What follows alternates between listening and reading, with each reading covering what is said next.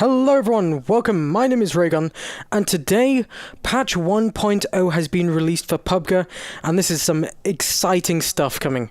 So, the patch is out, which requires like 12 gigabytes worth of space for the update. We see a bunch of new client optimizations, which are very exciting. So we have things like optimized terrain data, reduced memory in all these different places. Loading times have been decreased as well. They have said server optimization's a bit better, so they've reduced the server lag issue of players moving abnormally. However, I still have been getting this and so have some of my friends in the game as well.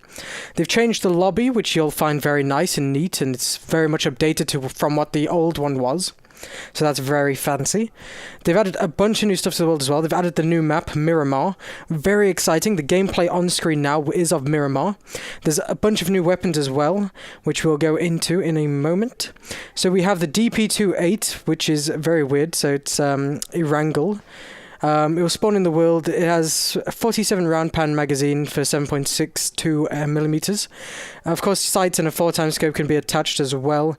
It has a low firing rate, but a long, effective firing range with high damage. Then you've got the Orge Free as well, which can be obtained from care packages. It's a variant of a bullpup assault rifle. It uses 5.56mm 30 round magazines as standard to those type of weapons, and 40 rounds when extended as well. It's got a high muzzle velocity, high rate of fire, and low vertical recoil. Then there's the R45, which is Miramar exclusive. It spawns in the world. It uses .45 ammo, and 6 bullets can be loaded. You can attach a red dot sight to this, which is very good, so it has a high accuracy and faster reload speed than the R1895 as well. Then we have the Win 94, which is also Miramar exclusive. It's a very fun gun, this one. It spawns in the world. It's a variant of a lever action rifle that uses .45 ammo and 8 bullets can be loaded in. It's for an expert player since it doesn't take any attachments except bullet loops as well, and it's really good at mid-range effective with slow reload speed but high damage. And then of course the next Miramar exclusive is the sawed-off shotgun as well. It will be spawned in the world, uses 12 gauge shots, and 2 shells can be loaded. No attachments are available for this weapon, and it has a short range, high dispersion, lower damage than other shotguns, but can fire in rapid succession for those 2 shots. Then of course they have a new ghillie suit. The R1895 will not spawn in Miramar. The Car 98K will no longer appear in care packages either, which is decent, and there are 3 new vehicles through the maps as well. So we have the van, which is very exciting. It's a 6-seat vehicle. I don't know why we would want 6 seats. It doesn't make much sense to me. It's got low speed, but the driving force is very good, as it's got the highest HP in the game, which is fantastic because it can be used for different tactical situations. Then there's a pickup truck, which is a 4-seat off-road vehicle and Miramar exclusive as well. Then we have the Aqua Rail as well, which is a 2-seat water vehicle, and the players in the passenger seat can use their weapons. It has a good cornering and high mobility, so you can expect the Aqua Rail to do well in guerrilla tactics and just bombing it to the beach.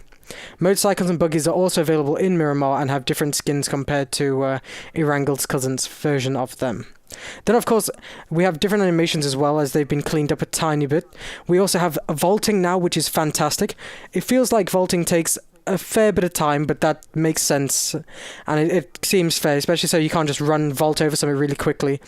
Things now, transitions between sprinting and running animations are now smoother as well. They've also fixed the position of some of the guns in first person, and just a few tweaks like that. Then gameplay has been overhauled as well. The way that the damage works for the weapons is different now, so they have different weapon class damages. So like say your melee punch will do different percent, your pistols do different damage, your shotguns, submachine guns, all that normal type of stuff. But now they do different amount of damage to the certain parts of the body that you hit. So you have your base weapon damage, times your damage drop off by distance, times your hit area damage, times the weapon class damage by hit zone.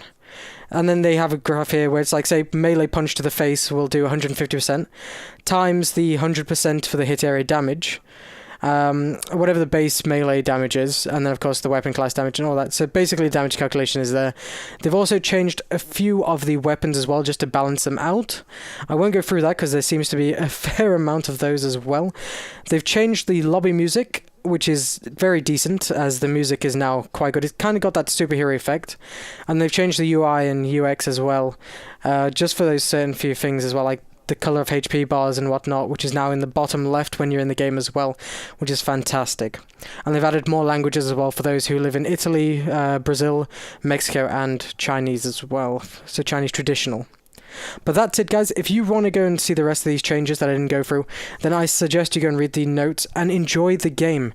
So I hope you enjoy this launch day for PUBG and enjoy update 1.0.